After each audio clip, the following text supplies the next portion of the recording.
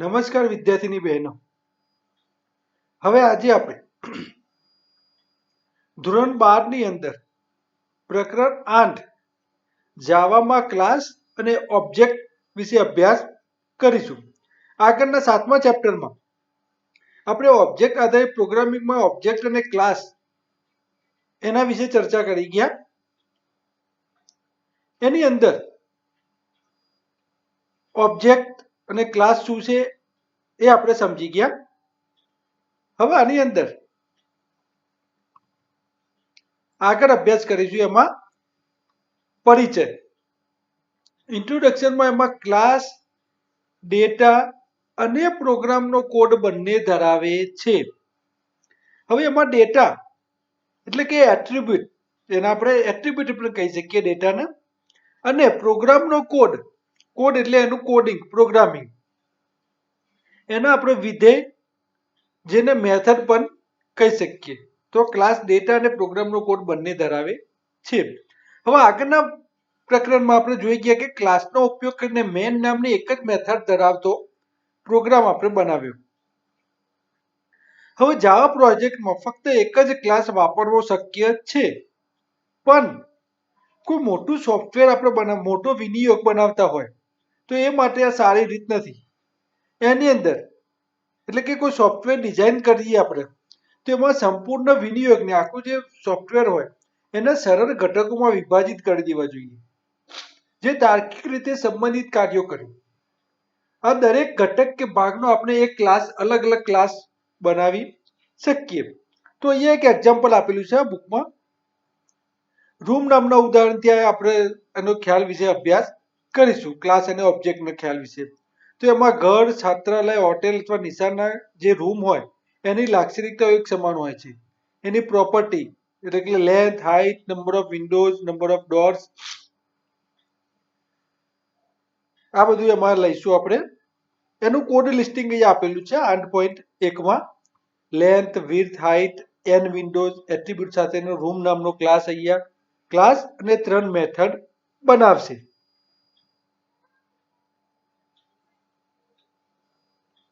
તો અહીંયા આપણે જોઈ શકો છો પ્રોગ્રામનું કોડિંગ છે. આપણે જે ટાઈપ કરેલો છે પ્રોગ્રામ, એમાં રૂમ નામનો ક્લાસ બનાવવા માટેનો કોડ લખેલું છે. સૌપ્રથમ રૂમ ક્લાસના ઓબ્જેક્ટ બનાવવા માટેનો કોડ લખેલો અને તેની મેથડ વાપરેલી છે. મેઇન મેથડ ધરાવતો એક બીજો ક્લાસ રૂમ ડેમો, એટલે કે મેઇન મેથડ નામનો જે મેથડ છે એ રૂમ ડેમો નામની ક્લાસની અંદર સમાયેલી છે. સોર્સ ફાઇલમાં આ ક્લાસ કોઈ પણ ક્રમમાં હોઈ શકે. આનો ક્રમ આપણે ઉપર નીચે કરી શકીએ. જ્યારે એક પ્રોગ્રામમાં, ખાસ ધ્યાનમાં રાખજો વિદ્યાર્થીની બહેનો, જ્યારે કોઈ એક પ્રોગ્રામમાં 2 અથવા વધારે ક્લાસ હોય ત્યારે ફક્ત એક જ ક્લાસ મેઇન મેથડ ધરાવી શકે. એટલે તમે ક્લાસ ગમે તેટલા લઈ શકો, પણ કોઈ એક જ ક્લાસમાં મેઇન મેથડ હોવી જોઈએ. ખાસ ધ્યાનમાં રાખજો. હવે અહીંયા પ્રોગ્રામિંગ આપેલું છે. રૂમ ડેમો નામનો પ્રોગ્રામ, રૂમ ડેમો ડોટ જાવા નામનો પ્રોગ્રામ આપેલો છે. પ્રોગ્રામનું નામ છે ક્લાસ રૂમ. અહીંયા શરૂઆતમાં ક્લાસ રૂમ નામનું ક્લાસ બનાવેલો છે અને અહીંયા નીચે રૂમ ડેમો એનો ક્લાસ બનાવેલો છે. તો અહીંયા રૂમ ડેમો નામનો જે ક્લાસ છે એની અંદર આ મેઇન મેથડ આપણે જોઈ શકો છો તમે. આ જે કોડિંગ આપેલું એની અંદર આગળનું કોડિંગ, એ ડિસ્પ્લે જે બધું છે આ એ પ્રોગ્રામિંગમાં અહીંયા જોવા નથી મળતું, તમે જોઈ શકો.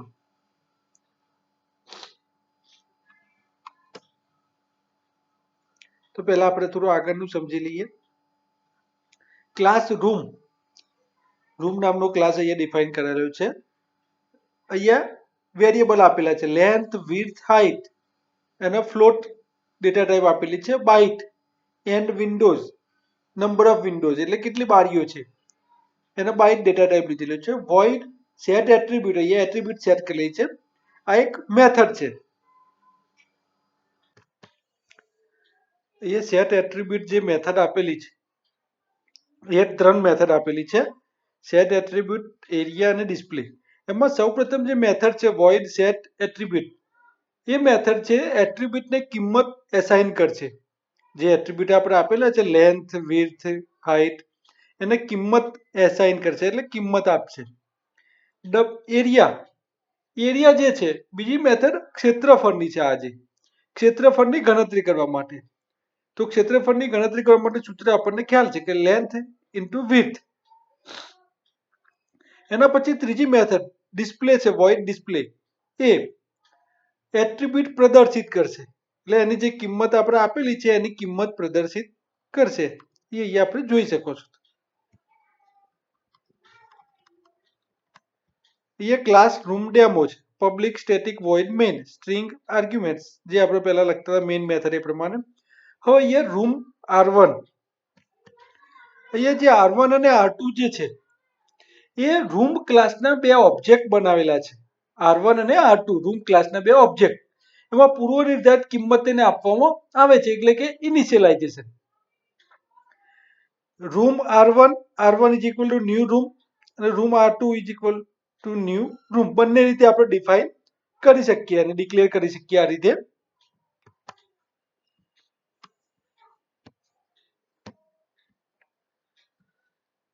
હવે અહીંયા રૂમ ક્લાસના બે ઓબ્જેક્ટ R1 અને R2 આપણે જોઈ ગયા, સમજી ગયા. જાવામાં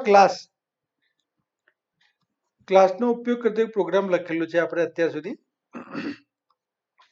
હવે એમાં ક્લાસ એક સમાન લાક્ષણિકતાઓ ધરાવતા અનેક ઓબ્જેક્ટનું એક માળખું છે. અહીંયા આપણે એક્ઝામ્પલમાં રૂમ એ બધા ખંડની સામાન્ય લાક્ષણિકતાઓ સાથેનું એક ટેમ્પલેટ છે. જાવામાં ક્લાસ ચાવીરૂપ શબ્દ કીવર્ડનો ઉપયોગ કરીને ક્લાસને નીચે પ્રમાણે આપણે વ્યાખ્યાયિત કરી શકીએ. જાવામાં ક્લાસ ચાવીરૂપ શબ્દનો આપણે ઉપયોગ કરવાનો છે. ક્લાસ અને પછી ક્લાસનું નેમ. એના પછી છગડીયા કૌંસમાં અહીંયા વેરિયેબલ્સ અને એની મેથડ અલગ અલગ આપણે આપી શકીએ. હવે આપણે જાવામાં દરેક ક્લાસ બનાવીએ છીએ તે સામાન્ય રીતે બે ઘટકોનો બનેલો હોય છે. એક તો એટ્રીબ્યુટ અને બિહેવિયર. એટ્રીબ્યુટને ક્લાસમાં ચલથી વ્યાખ્યાયિત કરવામાં આવે છે. બિહેવિયરને ક્લાસમાં મેથડથી વ્યાખ્યાયિત કરવામાં આવે છે. ખાસ ધ્યાનમાં રાખજો, એટ્રીબ્યુટ અને બિહેવિયર. એટ્રીબ્યુટને ક્લાસમાં ચલથી વ્યાખ્યાયિત કરવામાં આવે છે. બિહેવિયરને ક્લાસમાં મેથડથી વ્યાખ્યાયિત કરવામાં આવે છે. આ પણ ઇમ્પોર્ટન્ટ છે. મેથડનો ઉપયોગ એટ્રીબ્યુટને મેળવવામાં અને તેને ફેરફાર કરવા માટે થાય છે. અહીંયા રૂમ નામનો જે ક્લાસ વ્યાખ્યાયિત કરેલો છે આપણે એના attribute length, width, height and Windows નામની ચલથી વ્યાખ્યાયિત કરેલા છે. આપણે જોઈ ગયા આગળ. આ એટ્રીબ્યુટ છે એમાં અને બિહેવિયર સેટ એટ્રીબ્યુટ, ડિસ્પ્લે અને એરિયા એ બિહેવિયર છે નામની મેથડથી વ્યાખ્યાયિત કરેલા છે. આપણે આગળ અહીંયા જોયું એ પ્રમાણે એટ્રીબ્યુટ ચલથી અને બિહેવિયર મેથડથી, એટલે કે એને મેથડ, ફંક્શન, વિધેય કહી શકીએ આપણે. હવે ઓબ્જેક્ટ બનાવવા, ક્રિએટિંગ ઓબ્જેક્ટ. ક્લાસમાંથી ઓબ્જેક્ટ બનાવવા માટે નીચેના સ્ટેપ આપેલા છે. વિદ્યાર્થી બહેનો ખાસ ધ્યાનમાં રાખજો. એક તો ડિક્લેરેશન, ઇન્સ્ટન્ટિએશન અને ઇનિશિયલાઇઝેશન. ડિક્લેરેશનમાં ક્લાસ નેમ, વેરિયેબલ નેમ, એની વાક્યરચના સાથેનો ક્લાસ પ્રકારનો ચલ ઘોષિત કરવામાં આવે છે. ઇન્સ્ટન્ટિએશન દ્રષ્ટાંતીકરણ. મેમરી ફાળવીને ઓબ્જેક્ટ બનાવવા માટે ન્યૂ ચાવીરૂપ શબ્દ વપરાય છે, જે આપણે અહીંયા આ પ્રોગ્રામમાં આગળના પ્રોગ્રામમાં વાપરેલો છે.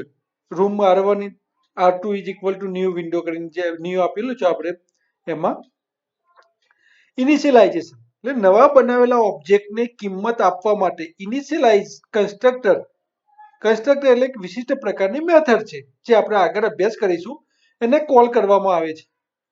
કન્સ્ટ્રક્ટરને કોલ કરવામાં આવે છે. જાવામાં ક્લાસ ઇન્ટીજર અને બુલિયન જેવા સમાવિષ્ટ પ્રકારના જેવો જ એક પ્રકાર છે. ધ્યાનમાં રાખજો વિદ્યાર્થી બહેનો, જાવામાં જે ક્લાસ છે એ ઇન્ટીજર અને બુલિયન જેવા સમાવિષ્ટ પ્રકારના જેવો જ એક પ્રકાર છે. આ જે વેરિયેબલ આપણે જે ડેટા ટાઈપ આપેલી છે તે. ક્લાસના નામનો ઉપયોગ ઘોષિત વિધાનસભામાં ચલના પ્રકારનો ઉલ્લેખ કરવા, ઔપચારિક પ્રાચલનો પ્રકાર જણાવવા અને વિધેયની પરત કિંમતનો પ્રકાર જણાવવા થાય છે. હવે રૂમ નામનો ક્લાસનો ઓબ્જેક્ટ ઘોષિત કરવા માટેનું વિધાન આપેલું છે, આપણે આગળ જોઈ ગયા. રૂમ R1 ચલને ઘોષિત કરવાથી ઓબ્જેક્ટ બનતો નથી. આ એક મહત્વનો મુદ્દો યાદ રાખવો જોઈએ. એમાં જાવામાં કોઈ પણ ચલ ક્યારેય ઓબ્જેક્ટનો સંગ્રહ કરી શકતો નથી. ક્લાસ પ્રકારના ઉપયોગ વડે ઘોષિત કરેલો ચલ ફક્ત ઓબ્જેક્ટના નિર્દેશનો સંગ્રહ કરે છે. આ રેફરન્સ વેરિયેબલ પર એને આપણે કહેવામાં આવે છે. હવે ન્યૂ ચાવીરૂપ શબ્દનો ઉપયોગ કરીને આપણે ઓબ્જેક્ટ બનાવી શકીએ. એમાં આગળ ચાવીરૂપ શબ્દનો ઉપયોગ કરેલો છે. એમાં મેમરીનો ખાસ ભાગ કે જેને આપણે હીપ પણ કહેવામાં આવે છે. હવે જ્યારે ઓબ્જેક્ટ બનાવવામાં આવે ત્યારે મેમરીની ફાળવણી ઉપરાંત કન્સ્ટ્રક્ટર નામની વિશિષ્ટ મેથડ શરૂઆતના કાર્ય કરવા માટે અમલમાં મૂકવામાં આવે છે. કન્સ્ટ્રક્ટર આપણે આગળના પ્રકરણમાં અભ્યાસ કરીશું. રૂમ પ્રકારનો ઓબ્જેક્ટ બનાવીએ, એમાં R1 ને સોંપીએ. ચલ R1 લીધેલો છે, એમાં રૂમ નામ પ્રકારનો ઓબ્જેક્ટ બનાવેલો છે. આગળના પ્રોગ્રામમાં છે એ પ્રમાણે R1 is equal to new room. કૌંસ અગત્યના છે, તેને છોડી દેશો નહીં. આમાં જે કૌંસ આપેલા છે છોડી દેવાના નથી આપણે. ખાલી કૌંસ પૂર્વ નિર્ધારિતને કોલ કરશે. પૂર્વ નિર્ધારિત કિંમત વડે ઓબ્જેક્ટના એટ્રીબ્યુટ પ્રારંભિક કિંમત તેમાં મૂકશે. હવે કૌંસમાં જે આર્ગ્યુમેન્ટની કિંમતો પણ હોઈ શકે છે જે ચલની પ્રારંભિક કિંમત નક્કી કરે. હવે R1 અહીંયા વિધાનનો અમલ કરેલો છે. ઓબ્જેક્ટનો ચલ R1 માં સંગ્રહ થતો નથી. ચલ R1 ઓબ્જેક્ટનો ફક્ત સ્થાનાંક એટલે કે એડ્રેસ જ ધરાવે છે. આ પણ ધ્યાનમાં રાખવાનું. ઓબ્જેક્ટ ઘોષિત કરવા માટે એટલે કે કરવા અને બનાવવા માટે ઉપર જણાવેલા બંને પગલાં નીચે પ્રમાણે આપણે એક વિધાનમાં ભેગા પણ કરી શકીએ, જે આગળના ચેપ્ટરમાં આપેલું છે. આગળના પ્રોગ્રામમાં room R2 is equal to new room. હવે R2 મેમરી સ્થાનાંક ધરાવે છે જો નવો ઓબ્જેક્ટ બનાવેલો છે. અહીંયા આપણે આકૃતિ જે આપેલું છે રૂમ ક્લાસના બે ઇન્સ્ટન્સ એમાં સમજી શકીશું. R1 એનો ઓબ્જેક્ટ ક્લાસરૂમ છે. Length, width, height, and windows શરૂઆતની કિંમત આપેલી છે. R2 માં પણ અલગ અલગ કિંમત એમાં આપેલી છે. જાવામાં ગાર્બેજ કલેક્ટર હોય છે કે જે વન વપરાયેલા ઓબ્જેક્ટને શોધે છે અને તે આ ઓબ્જેક્ટ દ્વારા વપરાયેલી મેમરી પાછી મેળવે છે, એટલે કે છૂટી કરે છે વધારાની મેમરી. આ એક યાદ રાખજો વિદ્યાર્થીની બહેનો. OOP એનું ફૂલ ફોર્મ છે ઓબ્જેક્ટ ઓરિએન્ટેડ પ્રોગ્રામ, એટલે ઓબ્જેક્ટ આધારિત પ્રોગ્રામિંગ. એ ભાષામાં ઓબ્જેક્ટ બનાવવાની ક્રિયાને ઓબ્જેક્ટ ઇન્સ્ટન્ટિએશન પણ કહેવામાં આવે છે. ઇન્સ્ટન્સ કોને કહેવાય? કોઈ ક્લાસનો જે ઓબ્જેક્ટ ભાગ હોય તેને ક્લાસનો ઇન્સ્ટન્સ કહેવામાં આવે છે. ક્લાસનો ઇન્સ્ટન્સ એ હકીકતમાં ઓબ્જેક્ટ માટેનો બીજો શબ્દ છે. ક્લાસ એ ઓબ્જેક્ટનું એબ્સ્ટ્રેક્ટ સ્વરૂપ છે, જ્યારે ઇન્સ્ટન્ટ એ મૂર્ત કે સાકાર સ્વરૂપ છે. ખાસ ધ્યાનમાં રાખજો, ઓબ્જેક્ટ, ક્લાસ અને ઇન્સ્ટન્સ. ક્લાસનો દરેક ઇન્સ્ટન્સ ક્લાસમાં ઘોષિત કરેલા ચલના એટ્રીબ્યુટ માટે અલગ અલગ કિંમત ધરાવી શકે. ઇન્સ્ટન્સ વેરિયેબલ તરીકે ઉલ્લેખ કરવામાં આવે છે આ પ્રકારના ચલને.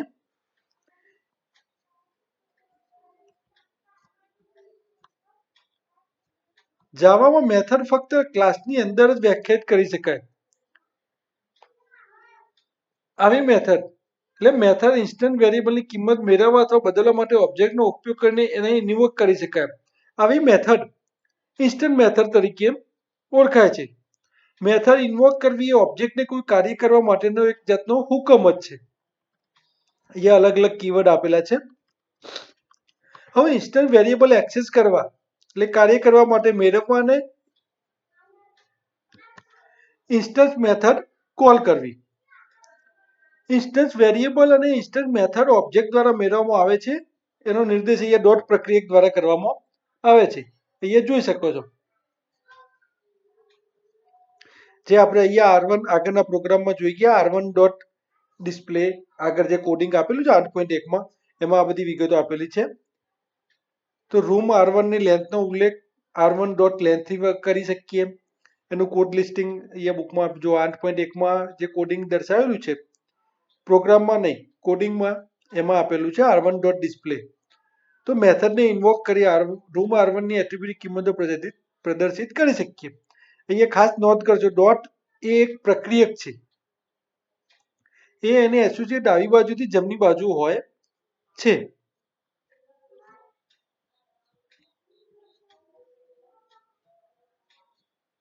એક જ ક્લાસની મેથડની અંદર ઇન્સ્ટન્સ વેરિયેબલ વાપરીએ છીએ ત્યારે ડોટ વાપરવાની કોઈ જરૂર નથી. જ્યારે આપણે એક જ ક્લાસની મેથડની અંદર વાપરીએ ત્યારે, પણ બીજા ક્લાસમાંથી વાપરીએ ત્યારે આપણને ડોટની જરૂર ખાસ પડે છે.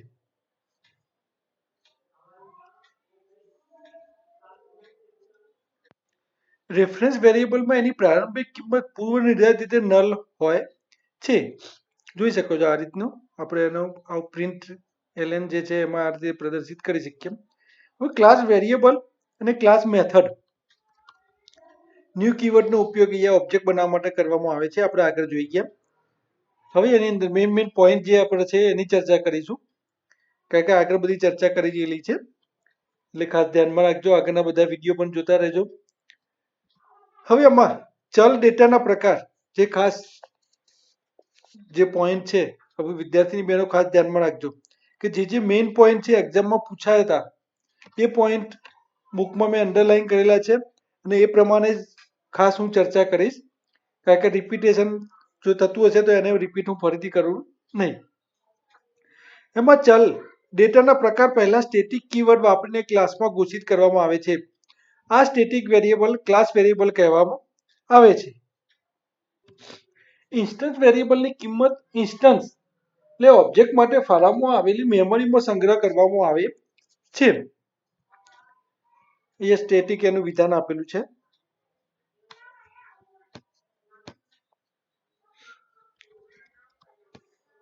સ્ટેટિક વેરિયેબલને ક્લાસના ઇન્સ્ટન્સ બનાવ્યા વિના મેળવી શકાય છે. આ પણ એક્ઝામમાં પૂછી શકાય. હવે આમાં ક્લાસ વેરિયેબલની ક્લાસ મેથડ એટલે કે મેથડ ડેફિનેશન પહેલા સ્ટેટિક ચાવીરૂપ શબ્દ લખીને ઘોષિત કરી શકાય છે. આ રીતનું રૂમ ક્લાસની મેથડ અહીંયા આપણે આપેલી છે, static void display total Windows. જોઈ શકો છો વિદ્યાર્થીની બહેનો.